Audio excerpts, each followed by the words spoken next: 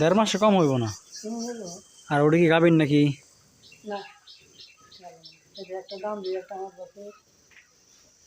ও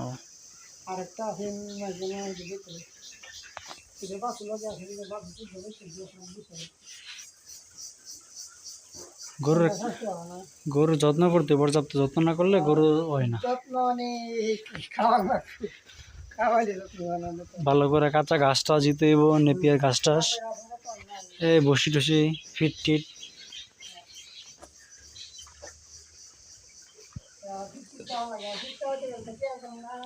তা তো বসে টাকা ছাড়া কিছু হয় বড়।